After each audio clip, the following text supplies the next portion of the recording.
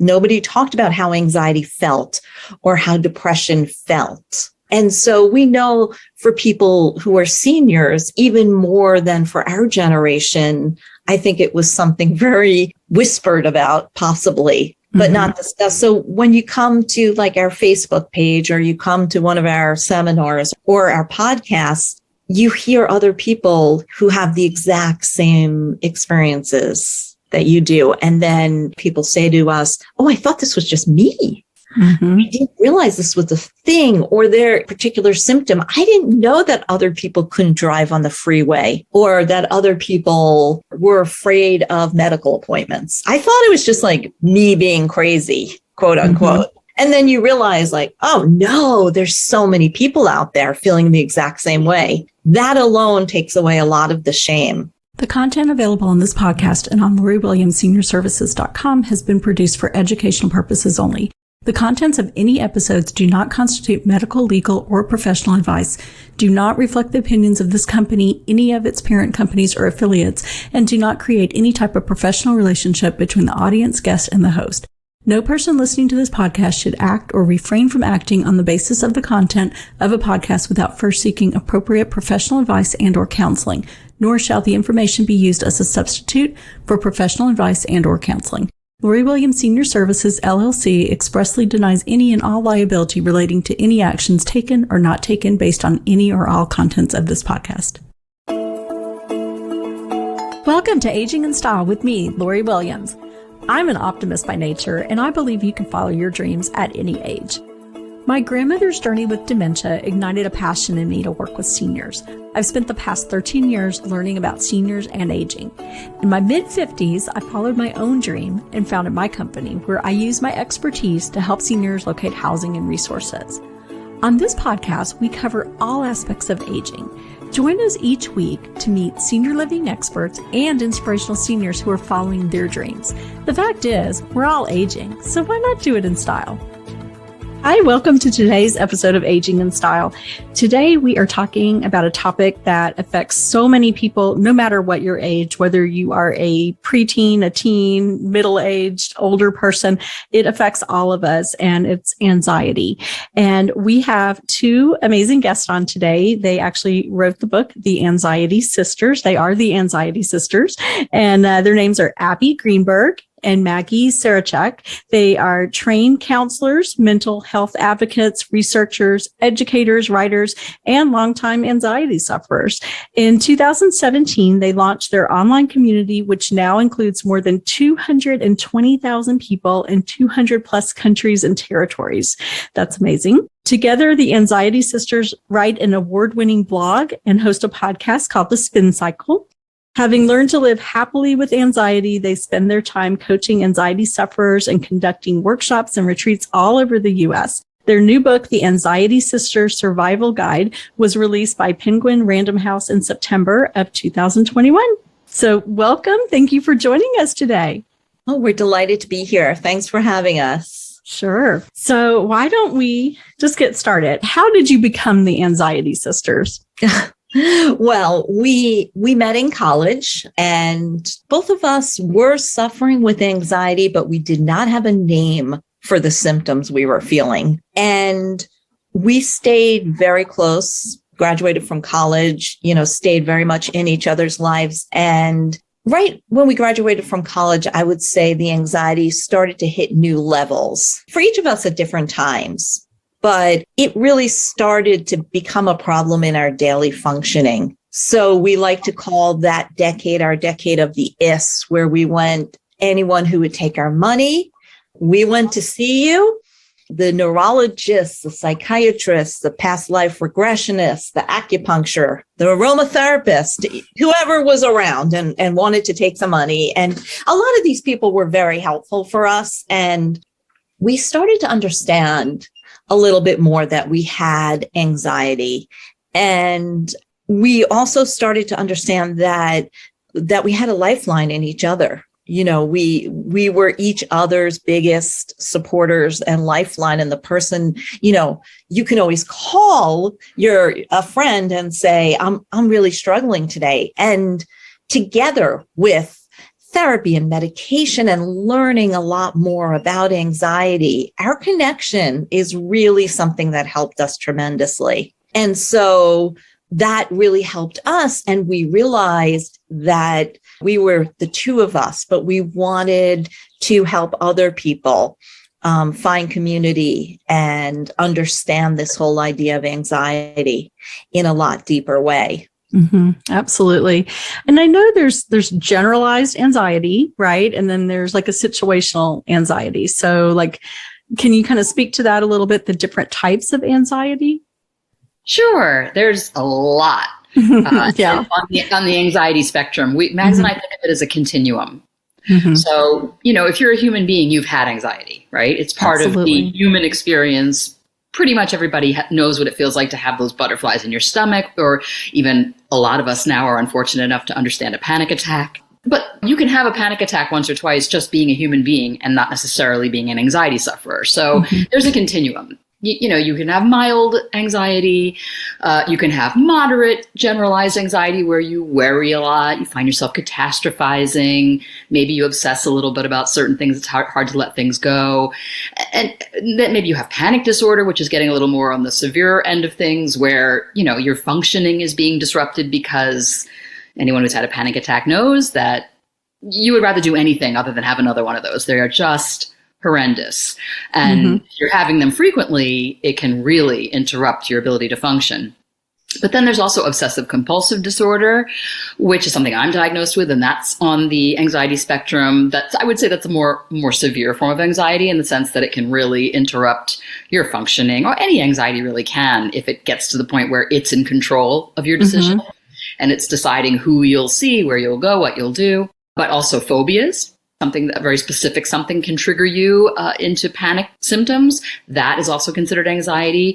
Hoarding is a type of anxiety. Oh, is it? There's okay. a lot of things that fall under the rubric of anxiety. So we really look at it as a continuum, and we really only see it as a problem when it shrinks your world and starts to spend its time in the driver's seat, and you really are losing your ability to make your own choices. Mm-hmm.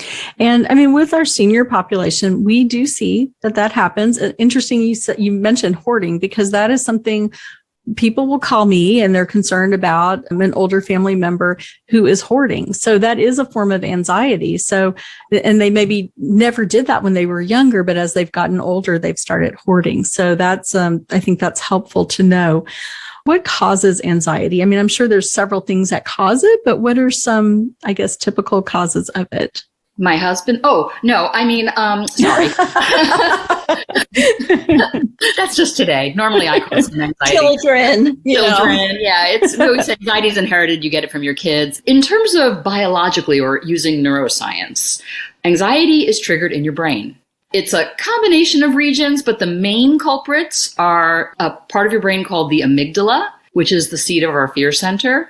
And that, in conjunction with the hypothalamus and a couple other spots in the brain, they get together and they decide whether or not you're in danger. And so when we feel anxiety for a legitimate reason, let's just say like true anxiety, you see a snake, and that would of course provoke anxiety in anybody. Well, is that poisonous? Is my life at risk? So then your amygdala, which is your body's lookout system, is going to yell to the hypothalamus, alert, alert, put the body in fight or flight right now. And so that's when we get signals sent to our adrenal glands to send off the adrenaline and the cortisol, and our digestion shuts down, and our big muscle groups start to get blood pumped to them to get ready to flee or fight an enemy. Everything happens in pursuit of survival. And so that stress response, that fight or flight, is the biological cause of anxiety. But anxiety can be caused by any number of things. I mean, we wrote a chapter, and there were probably at least 30 or 35 things listed in that chapter. We always say that trying to figure out exactly what caused your anxiety may be a bit like standing in an anthill and wondering which one bit you. Because, I mean, your hormone changes, if you're a woman particularly, can cause anxiety. So that happens in all the different age stages of life when your hormones are in flux. Medications we take can cause our anxiety. Dementia can cause anxiety. Being isolated can cause anxiety. There's just so many. Genetics can cause anxiety. There's so many, many things. Definitely grief and loss. Absolutely. losing either people close to you, friends, family, but also losing your capacity to be as independent as you once were can be a very anxiety provoking experience. And because we talk so little about the process of aging and both the good things and the really difficult things, we really don't talk about it publicly very much. I think that sense of sometimes shame with the aging process, I think the sense of not always understanding what's happening to us or what's happening to people that we love, all of that can really contribute to the anxiety that we start to get. Mm-hmm, absolutely. And as we age, I mean, there is loss that comes in. We retire, that's loss of what we did all of our life, and especially for men and who they were all their lives. And then loss of a spouse, loss of parents, loss of, so much as we age. That brings me to the topic. What about men and stress and anxiety? Because we talk about women all the time and about anxiety. You always hear that. But what about men? Well, we should just say that even though we are the Anxiety Sisters and our community is called the Anxiety Sisterhood, 30% of our people identify as males. So we are for all genders and all types of anxiety. It's just that our experience is sort of as soul sisters. And so we thought that was more catchy than, let's say, anxiety community. Yes. But really, we work with men as well. And there's this thought out there that women are twice as likely to suffer from an anxiety disorder as men. And Max and I don't know if we think it's quite that disparate, in the sense that a lot of men don't necessarily report their anxiety as an experience of anxiety. They don't necessarily think of it that way. And they're not as likely to be able to, to report the anxiety that they're feeling, so that it doesn't get counted per se as much in the research and in the literature. A lot of study participants are female.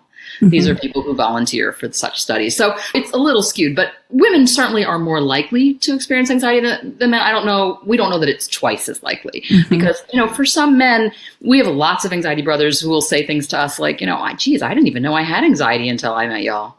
I'm realizing that the things you're talking about, oh yeah, I do feel that. But, I just figured I come home from work and I need a couple of drinks to settle down. I didn't think of that as having anxiety.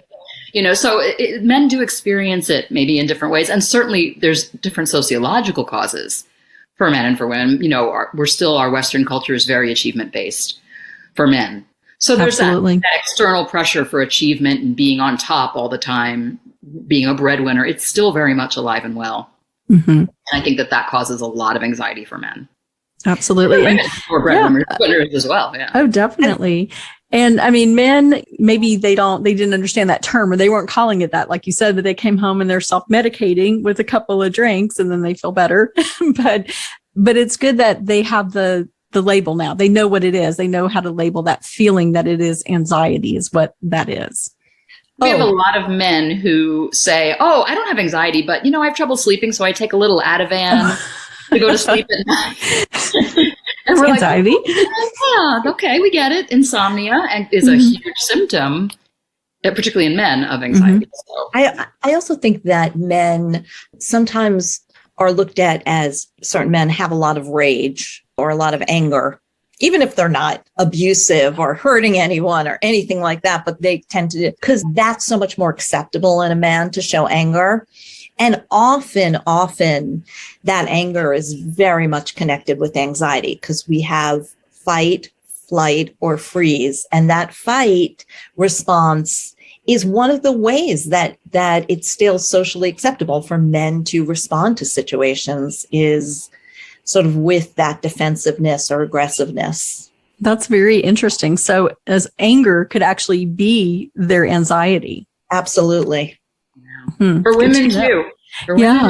Yeah, we have a lot of women who report that too. It's just in a woman, when we see anger still in this society, it's less socially acceptable for a woman to be angry. We're supposed to be nice, but definitely a lot of women also say they're very irritable, or they're snapping at everyone. Men, while they're not allowed often to say, I'm feeling anxious, they can become sort of angry and rageful. And that's the way their fight response comes out. Very interesting. So what are your favorite anxiety management techniques? What can people do to kind of manage these feelings they're having? So one thing we want to say is it depends sort of what the feelings are. You know, panic is one thing and generalized anxiety is another and OCD is another. So it sort of depends where it's coming from. But one thing for people who have panic is that on our website, we have a panic button. And it's on the top of the website, and it's Abbe. Basically, you press it and Abbe kind of talks you through your panic attack. Oh, that's cool. Recording.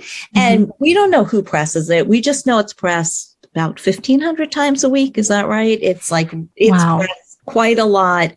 Most of the time by me. Yeah. My teenagers press it. We know people of all ages, including elderly people, who find it really helpful.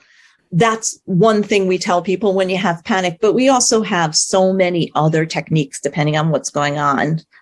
You want to talk about the spin kit, Abbe? Sure. So we, as Anxiety Sisters, we believe in prepping for anxiety. We think, we know that when you prepare for anxiety, you take away a lot of its power to surprise you. Right? Because it's the sneak attacks that create all that intensity, right? You're standing in the grocery store, you're minding your own business, and suddenly you feel like your heart is racing, or you can't catch your breath, or you're getting a hive, you're starting to itch. Why is that? And you're suddenly saying, wait a minute, what's wrong with me? I'm standing here in a grocery store. There's nothing wrong. Oh my God, I must have something wrong with me. I better call the doctor. And that then increases the symptoms. And what we pay attention to grows. So Mags and I are big fans of, number one, not trying to stop anxiety. And that sounds really counterintuitive, but what we pay attention to grows. So if we put all our energy into, I'm going to stop this anxiety or this panic, then guess what? It intensifies. It says, oh, no, you don't. I'm sticking around. Because don't forget, your brain is trying to keep you safe, right? It's all evolutionary. Your brain is trying to help you survive. It doesn't want you to be able to think about anything else. So if you try to fight that, your brain is going to win. Your brain is going to outsmart you and keep you thinking about it and create even other symptoms that are distracting you. And you'll just be spinning in circles. We liken it to a riptide, right? You can't swim against it. You have to swim with it. That said, there's a lot you can do while you're experiencing the anxiety to make the experience less awful, right? There's ways to help yourself manage and kind of ride that wave through the anxiety. And one of our favorite methods is something we call a spin kit. Very simply, a spin kit is a portable first aid kit for anxiety. And it will be different for everybody because different things work for different people. But basically, we advocate getting a bag or a box or something portable and putting in it 3 types of things. Things that will calm your senses. So maybe, like for me, my sense of smell gets a little crazy when I'm anxious. So I love to have a piece of fabric that has lavender on it. Or I often, with my mask that I wear when I go out, I will put lavender on it. So I'm smelling the lavender. That's very calming to me. A lot of people love the smell of orange or bergamot or chamomile. There's all different scents, whatever works for you. Some people are very tactile. They love something soft to stroke, or a worry stone in their hands that they can play with, or a fidget spinner, something to keep their hands busy and to occupy them. Mags keeps her crochet with her wherever she goes, so she can just kind of pull out her needles.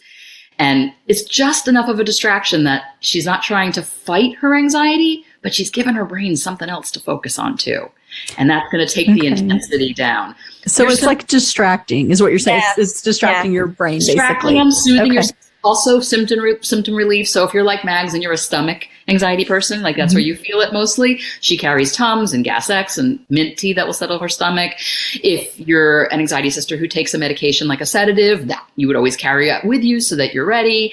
If you get headaches with your anxiety, you would want to carry Excedrin or Tylenol or whatever you take for your headaches, etc.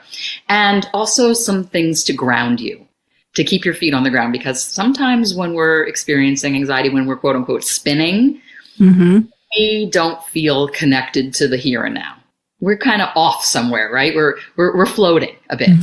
And so grounding things, put your feet firmly on the ground and keep you in the present, such as, let's say, a very strong mint, like an Altoid or a Tic Tac, right? That sharpness is going to keep you right here in the present. We're big advocates of everyone having a spin kit. And what would be in Maggie's spin kit will be different from what's in my spin kit.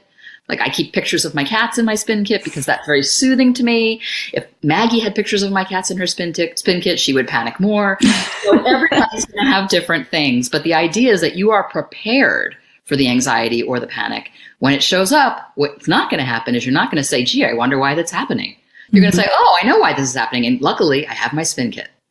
I think that is an amazing idea, and I'm going to make my own spin kit. And one for my daughter, too.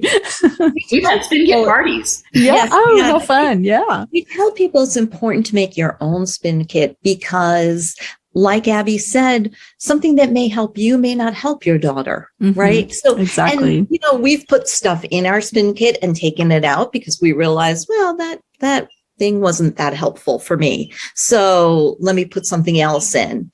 Each person is a little bit different in terms of their senses and what feels good and what distracts them enough, but doesn't require too much concentration. Okay. Wonderful. What do y'all think about medication? If you get to the point that you need anxiety meds, I mean, I know there's all kinds of things out there for anxiety and depression, but what are your thoughts on that?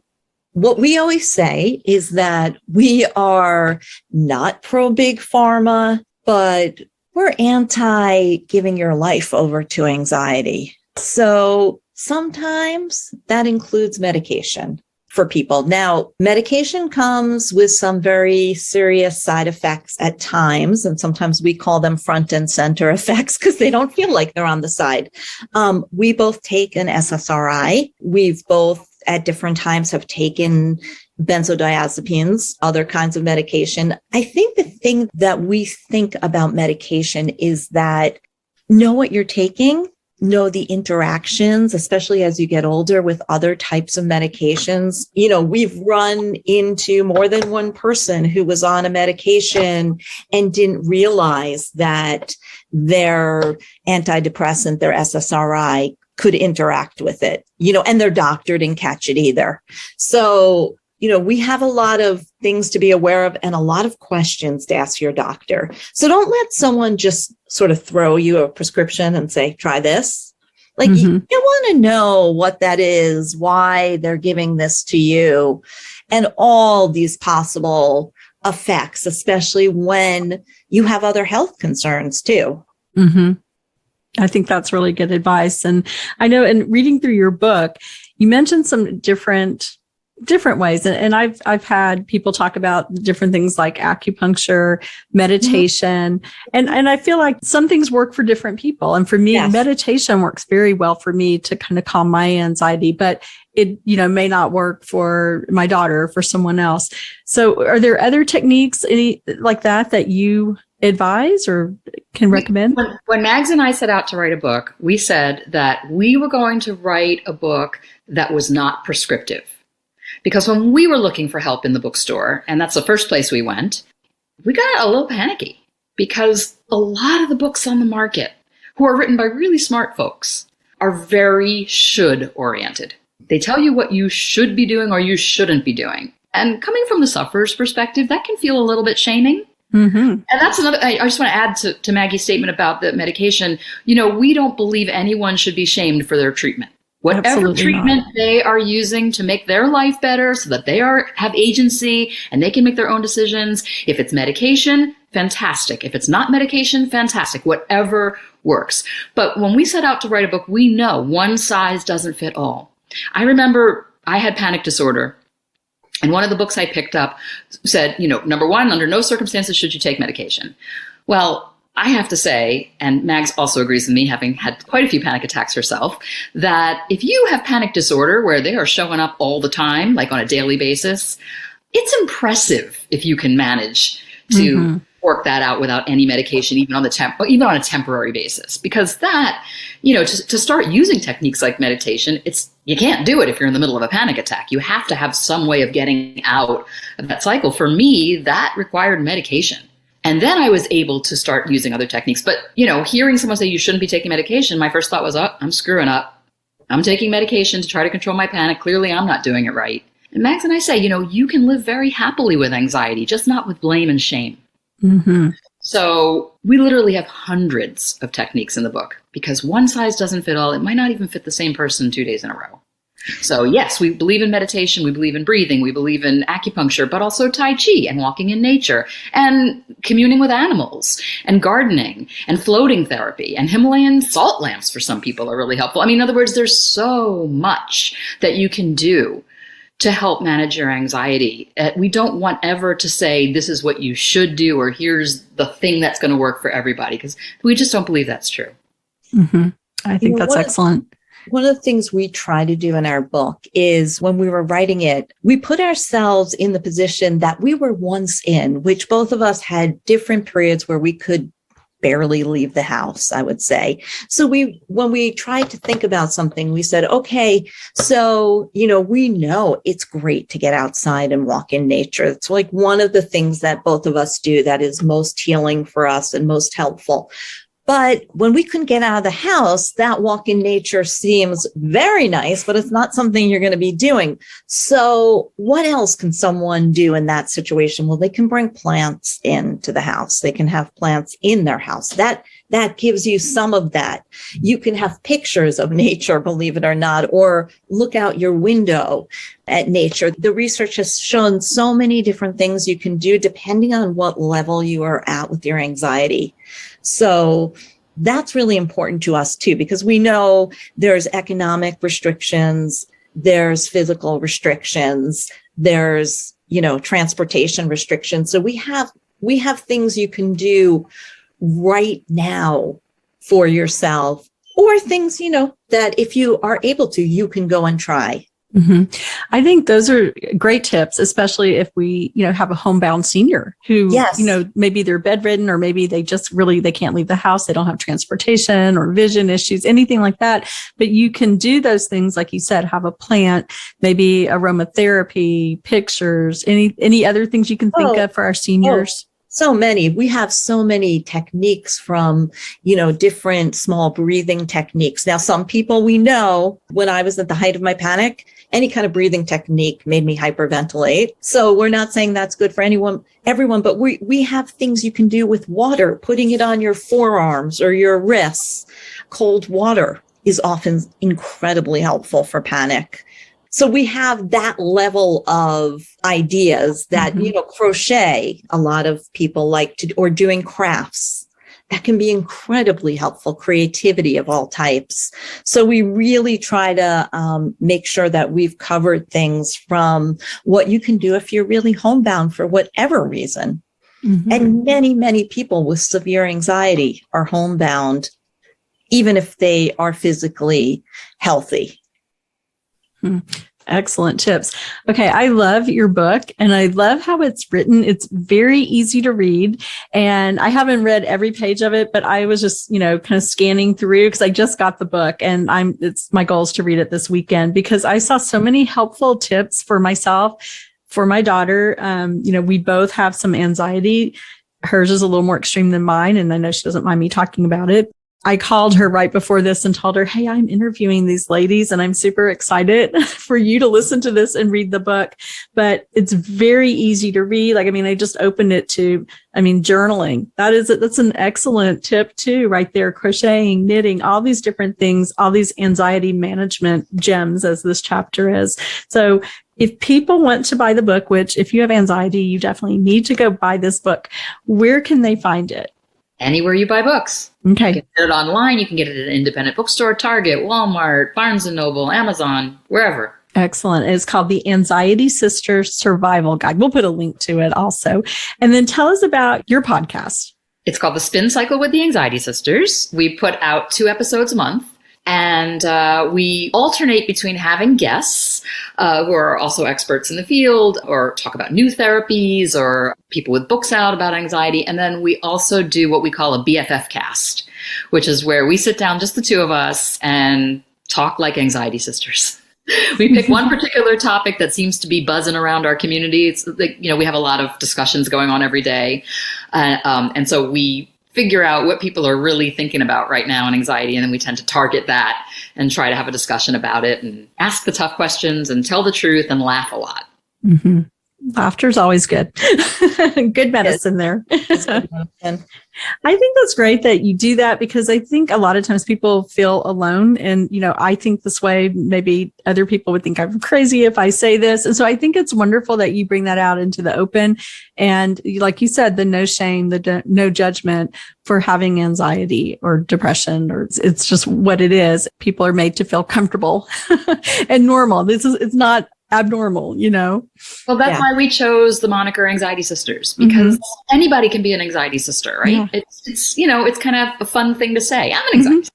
Yeah. It's much less threatening than saying, I have generalized anxiety disorder. Yeah. That sounds heavy. It does. I love anxiety sisters. So I love that instead of, I suffer from anxiety or whatever it may be. Especially in more senior communities, because we do know that luckily for college age kids, often there's still a ton of stigma in many ways, but they're a little more comfortable talking about mental health issues. I just ran into a friend who's also an anxiety sister whose daughter was hospitalized for some mental health issues in college. And she said to me, the beautiful thing is like her friends all came and like it didn't scare them and they talked about it. And I thought that was wonderful. But I do know that for those of us who are a little older or a lot older, there was such a stigma talking about these issues. I mean, that was part of what Abbe and I struggled with. We were in college in the late 80s and it wasn't talked about to the point where we didn't really understand what was going on with us, because nobody talked about how anxiety felt or how depression felt. And so we know for people who are seniors, even more than for our generation, I think it was something very whispered about, possibly, but not discussed. So when you come to like our Facebook page, or you come to one of our seminars or our podcasts, you hear other people who have the exact same experiences that you do. And then it's kind of like a lot of people say to us, oh, I thought this was just me. I didn't realize this was a thing, or their, a particular symptom. I didn't know that other people couldn't drive on the freeway, or that other people haven't left their house in a while, or were afraid of medical appointments. I thought it was just like me being crazy, quote unquote. And then you realize like, oh no, there's so many people out there feeling the exact same way. That alone takes away a lot of the shame. I mean, you're 100% correct in saying that. And I've noticed that. I mean, I'm 58. So same thing. My generation, nobody talked about having anxiety or depression or anything at all. Nobody talked about it. It was just, I guess, almost taboo. I mean, you just didn't want to tell people if you had something like that going on. And my daughter is 19 and everyone's talking about, oh, I have anxiety or I have this. And they're just so open about it, which, I mean, that kind of makes me feel like for her, like take a deep breath that, oh, well, gosh, she doesn't have to feel shamed and that she has to hide these feelings of anxiety. Right. Exactly. And I was going to say that Mags and I spent the last decade interviewing, now it's thousands of anxiety sufferers of all ages and backgrounds. I mean, and in our book, we put snippets from a lot of our interviews. We have people in there that are in their 90s. Anxiety in your later years is very common, but not talked about. It's part of it is the problem with Western culture's treatment of aging to begin with, right? I mean, that you, as a woman, especially, the older you get, the more invisible you become. So that I'm sure you talk about that quite a bit. That's anxiety provoking. It is. And, that's part of, what I try to do with this podcast is celebrate aging. And I'm, immersed in a world where, a lot of my friends are in their 90s. And to me, I feel like people miss out on so much by not being able to know people in their 90s who to have that stigma that they're old, that they're different than us or whatever. They're not. They're just older. That's it. And that is something that there was a point in my life where I would say, oh gosh, I can't imagine when I'm 60 and I just turned 58. And I thought, you know what? I am turning that over now. I am going to be excited about turning 60 because you know what? I really am. I'm excited to turn 60. We're going to age. I mean, if we're fortunate enough. Yes. Exactly. The alternative isn't very good. Yeah. Yeah. So I feel like it's starting to change in our society and I hope it will. And I think by having these kinds of discussions, I do feel that it is starting to change. I hope so. Yeah, we hope so too, because we're going there. Yeah. We'll just keep talking about it, right? We're going to be there. We're going to be there very soon in the 90s. Yeah. Not that far. That's why the work you do is so important, because just listening to some of your podcasts, there still is, even though we in some ways are getting more open, there's still so much about aging that if it's not taboo, it's just not discussed. It's just not talked about. Even from menopause on, it's just from financial planning to understanding different types of cognitive decline. I have someone in my family who's dealing with, we don't know if it's Alzheimer's or another type of dementia, but other people in my family do not understand it at all and sort of see it more as a choice than something happening. And so, and I think that's part because like they don't have the knowledge of dementia 101, so I think when I do try to explain things to them, it really helps. Absolutely. So I think that's why it's so helpful to have the discussion you're having. I completely agree. And it's just, people are scared of what they don't know. They don't know what's going to happen when you age. And of course, nobody wants to have dementia. It doesn't mean just as we get older, we're going to get dementia, but it's a possibility. But I think to have these open and honest discussions about it and why it's making us feel anxious maybe about aging, definitely helps. And, I want people to know that just because you are 60, 70, 80, 90, whatever age you are, that it doesn't mean that you no longer have purpose. You have purpose at any age. And I feel like younger generations don't understand that or don't know that, don't value seniors in our culture. And that is what I hope ultimately is changing. I feel like it is, but I don't know for me, because I'm so close to it. I'm so immersed in the senior world. So it's hard to say, but I hope that it is changing. I think sometimes what happens, I talked to Abbe about this. Sometimes all of the stuff about movement and exercise and eating well, it's all so important. But I think certain people tend to think like, oh, if I do all these things, I will not age. My number will go up, but I will not age. And it's understanding that, certain body changes and certain changes are going to happen to all of us. Absolutely. And that there's ways to manage and adjust and ways to feel good. And, but they're going to happen. And it's sort of like, it's sort of similar to anxiety in certain senses, because I think often there's this idea, if I just do this, this, and this, I won't be anxious. And we always say that's just not practical, in life. Like anxiety is an important emotion. It's one of our emotions and it's really important. Now, some of us have anxiety disorders and others don't, but Abbe and I always say we sort of know what to do with our anxiety right now by this time pretty well, how to manage it, but we're wired anxiously. So like we're going to have some anxious times. That is how we are wired.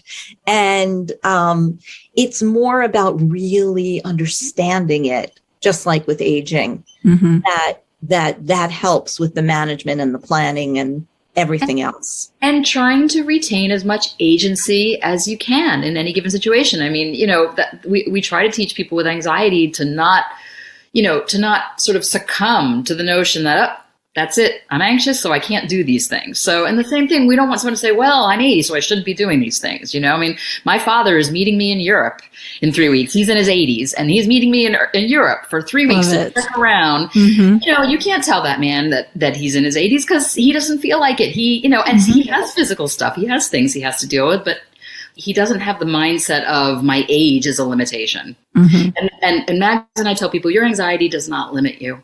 It gives you a superpower in certain ways because you're really a sensitive person and you really have an intuitive connection that not everyone has. That should be paid attention to. It's the same thing with connection. We always say one of the most important things we talk about in our book is really this idea that connection is one of the ways that you can really manage your anxiety. And that is, something Abbe and I were talking about this morning with aging, how important that piece is that you have connection and community. That makes all the difference. It really does. You're so correct. So connection. And I love what you said, Abbe, about it being a superpower.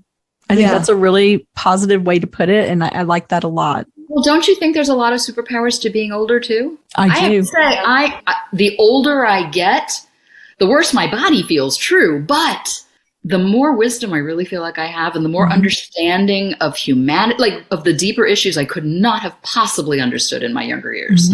And I'm grateful for that. It's like, yeah, I wish that, I wish that certain body parts stayed a little perkier, but you can't have everything. No, I agree with you there. And also with aging, things that when you were younger that you would think, oh, I don't want to say that, or I don't want to do that. I'll be embarrassed, or I don't, you don't think that anymore. You're just like, this is who I am, like it or not, it's just you're more sure of yourself and more comfortable in your skin. Yeah. And I just think there's so much to be gained. I mean, some of the best conversations Maggie and I have been with people that are older than us, who had a lot of wisdom to offer and a lot of life experience to share. And we do need to celebrate that in this culture. It's not celebrated, and it needs to be. It does. Absolutely. And that is my goal. Yeah. Thank you for the work you do to do that. It's really important. Thank you. And thank you so much for taking your journey and all that you've learned along the way and putting it together in the book and putting it with your community and helping so many others. You're helping so many people with this. So I just think it's amazing what you've done and shared your experience. Thank you so much. That's really You're so welcome. I could talk to you both all day long. Yeah, we could talk to you. I know. We need to wrap it up though, but I just want to make sure people know where to find you. So you're on Facebook, right? And it's, I'm guessing, Anxiety Sisters. Anxiety Sisters. We're quite easy to find. Okay. And your website too? The website? www.anxietysisters.com. We're on Instagram. What are we at? Anxiety Sisters? At the Anxiety Sisters. I'm sorry. Okay. At the Anxiety Sisters. And you can email us. We answer all our emails at absandmags@anxietysisters.com. But you can go to our website. Every single email we get. It takes a few days, but we answer every email. So please, any questions you might have, thoughts, comments, we're interested. Okay. Wonderful. Well, we will put all the information with the podcast when we put it out. And then I'll also have it on my website so people can find you. And my website is LoriWilliams-seniorservices.com. So you'll see this podcast, all the podcasts, and please share this with your friends and family, because I think this is such an important conversation. And there's so many people out there, probably the older ones, who are suffering in silence. And we want them to know that anxiety, there's nothing to feel ashamed about, and that there is help for it. You don't join our free community, no matter what your age, no matter what your gender, no matter how much or little anxiety you have, we welcome you. So come to Anxiety Sisters. It's free. Excellent. Thank you both so much. Thank you. Thank you. Thanks for listening. We'll see you next week. Bye-bye.